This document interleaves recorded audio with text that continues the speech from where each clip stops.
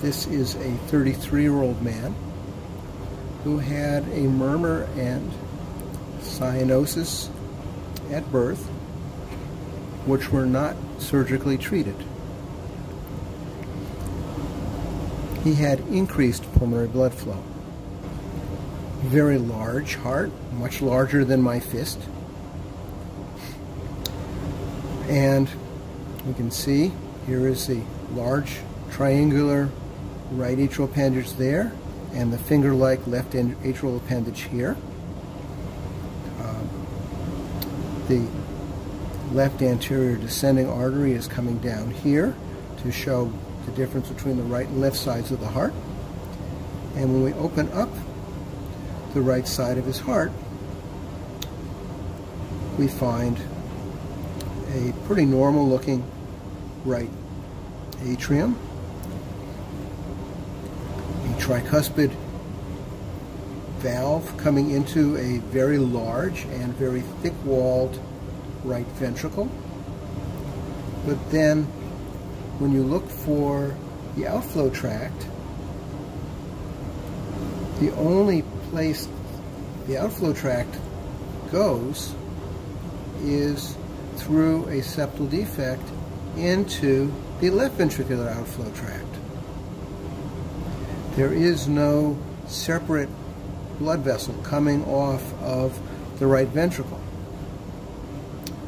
From the left side, here we have pulmonary veins coming into a left atrium, a mitral valve coming into a very large dilated left ventricle with fine trabeculations and a smooth septum.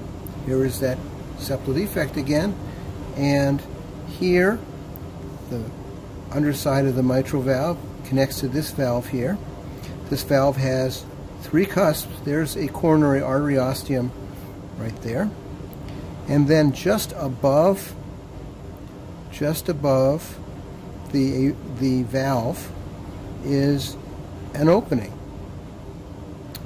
and above that we have a normal looking ascending aorta with head and neck vessels coming off of it, and a descending aorta. But this opening here is the opening for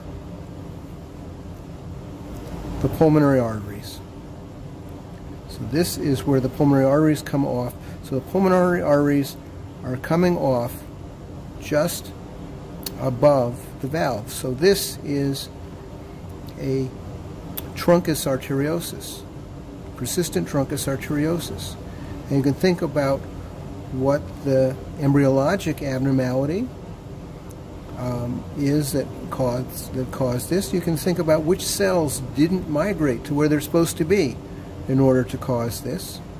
And once again, you can think about why this patient had increasing cyanosis.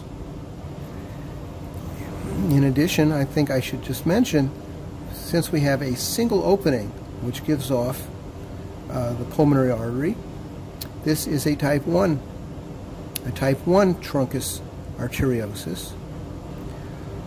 A type 2 truncus arteriosus would have two separate pulmonary arteries coming off side by side, and a type 3 truncus arteriosus would have pulmonary arteries coming off far apart from each other.